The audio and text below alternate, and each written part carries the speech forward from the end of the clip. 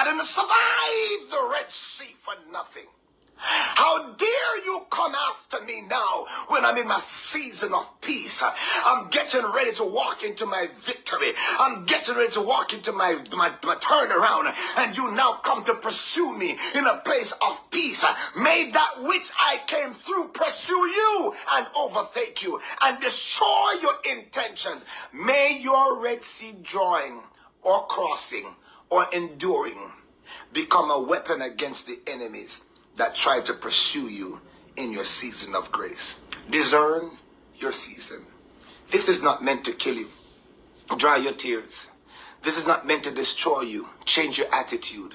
Change your spirit. If you have to apologize, apologize. I didn't understand the season. The enemy had me all over the place. I'm so emotional. I'm discombobulated. Everything is bothering me. Whatever you need to do, do not let this season be for nothing. Do not let this season be for nothing. You have come this far. You can't turn back now. God has too much in front of you. You got too much to gain to lose. Let this season be intentional. Be an intentional pilgrim on this journey. God is with you. Slack not thy riding unless he bids you. And he's not bidding you to slack up. I hear God says, pursue, move forward, overtake, and you shall recover all. I just come to encourage you, to remind you, discern the season. Look at it differently. Watch your talk. Watch your language. Watch your spirit. Watch how you're seeing the thing. Be careful how you discern, and you might be discerning wrong. Watch what it is that the enemy is trying to pour into your spirit to make you abort mission and to miscarry. You cannot abort now. We are coming down to the final weeks in December, the ending of the year, and the enemy wants many of your minds to be twisted, thoughts all over the place, upset, frustrated over stuff that make no sense. It is the enemy's desire to have you in a place where you're frustrated and that you can't cross over. Cross over healthy, cross over happy, cross over firm in your mind, cross over confident, knowing that God is on your side.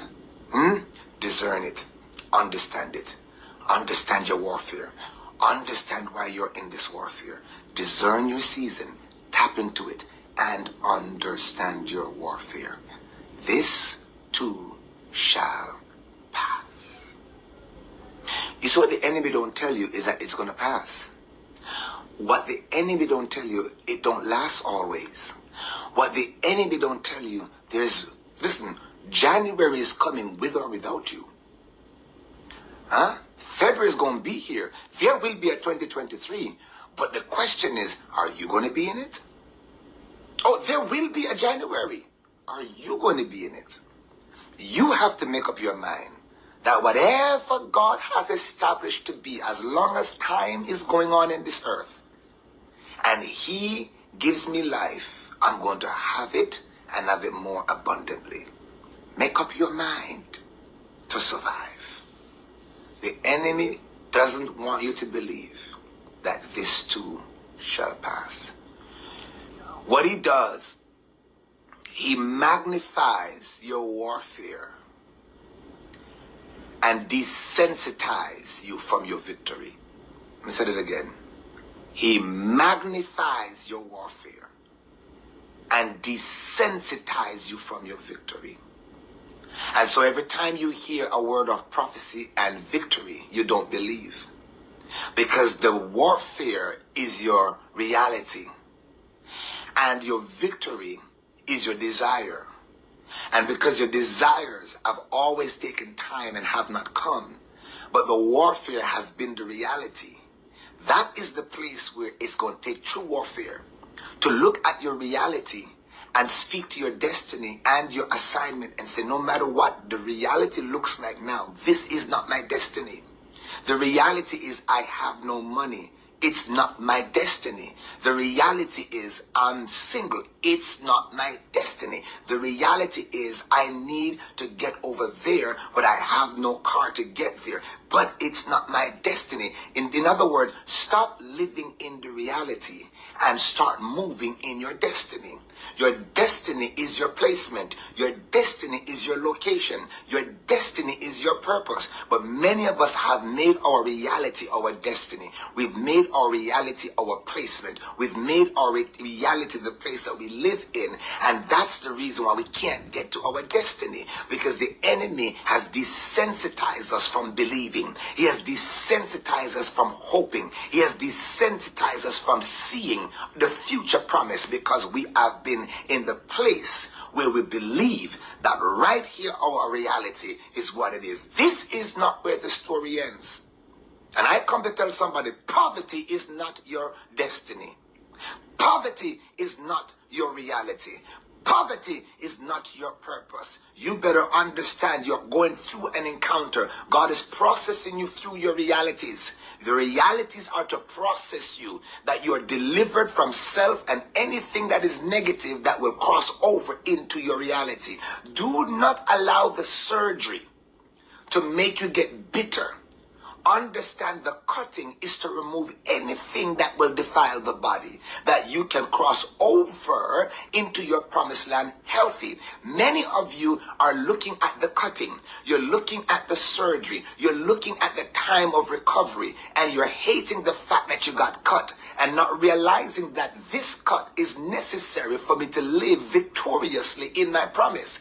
Many of you are allowing the little cuts, the little surgeries, the little day surgeries, the little incisions. Some of them are big surgeries, but you survived the surgery. Why are you so bitter? Take the medication that is necessary to heal. Some of you refuse to heal. Some of you just stay bitter because you got cut. Bitter because you had to go through surgery. Bitter.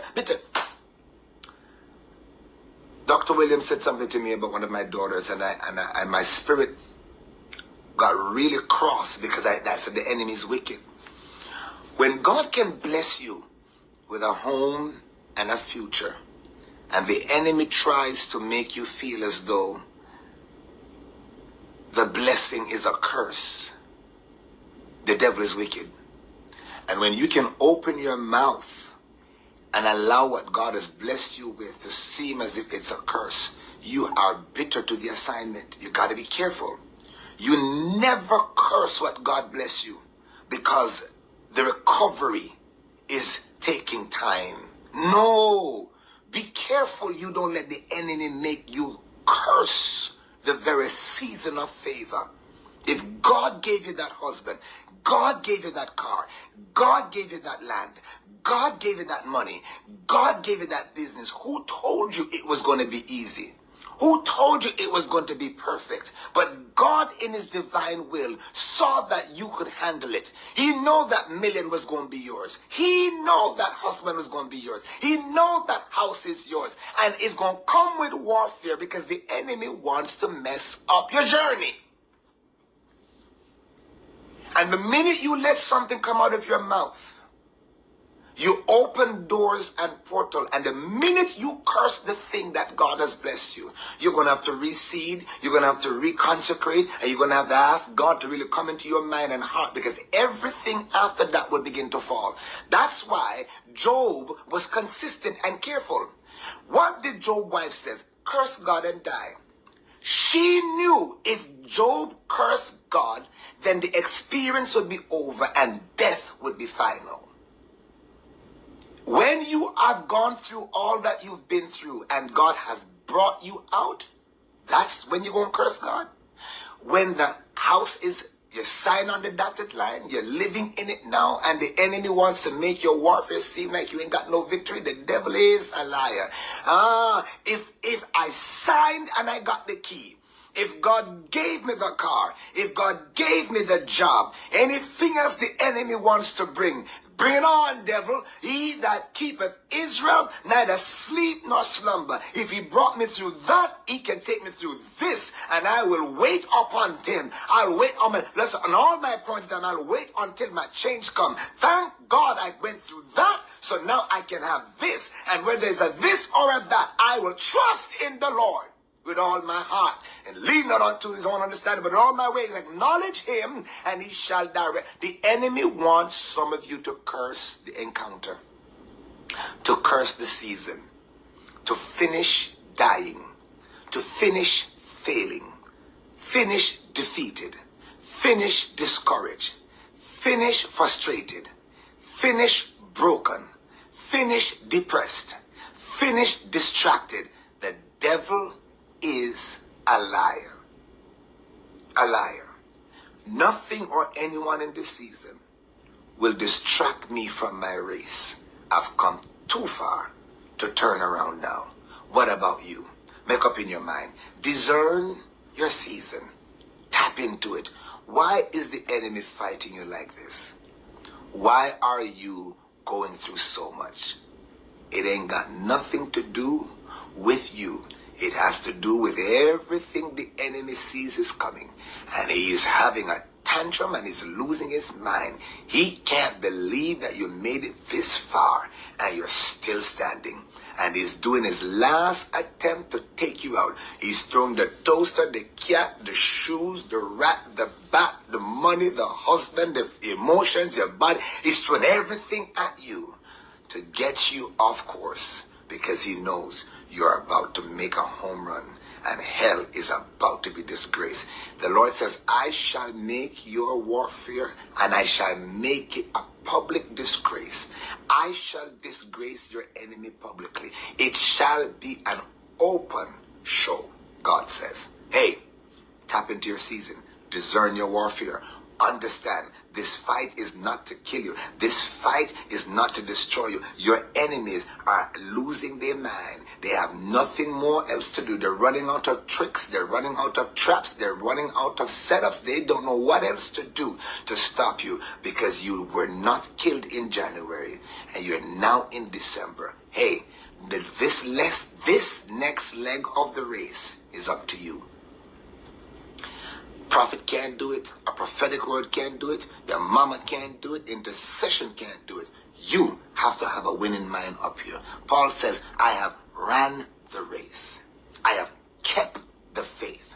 I have finished the course. He could say it because he says, let this mind be in you, which is also in Christ Jesus, and be ye transformed by the renewing of your mind.